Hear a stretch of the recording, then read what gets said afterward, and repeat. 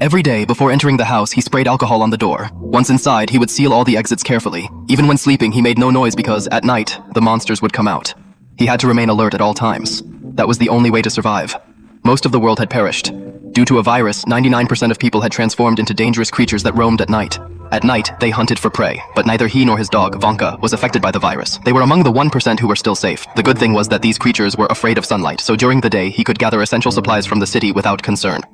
To live, he kept himself busy running inside the house. Occasionally, he played golf on an aircraft carrier deck, but he hadn't given up hope. He was working on finding a cure for the virus.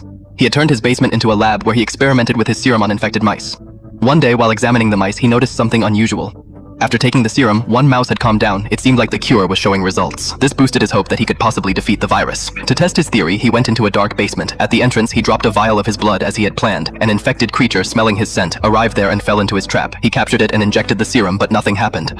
Then, the creature became even stranger and more aggressive. At that moment, he realized his cure might not work. To calm his mind, he went outside to walk Vanka. What he didn't know was that he was being watched. The creature he had captured earlier was an ally of their leader. While walking, his eyes caught a human-like figure standing by the roadside. He ran towards it to see, but got no response, and then he fired a shot at it. Soon he realized that it was just a dummy, but by then it was too late. He fell into a trap and his head hit the ground hard. When he opened his eyes, it had already turned to evening. With great effort, he pulled out a small knife from his leg and cut the ropes. However, as he fell, his ankle suffered a serious injury. The pain was immense, and he could barely move, but Vanka immediately sensed that something was wrong. Meanwhile, the creatures were already prepared. To teach him a lesson, they released 3 night dogs. He pulled out his gun and started shooting. Right then, Vanka jumped to protect him. Eventually, he managed to kill all 3 night dogs, but Vanka had been severely wounded. He couldn't bear to see his most loyal companion become infected.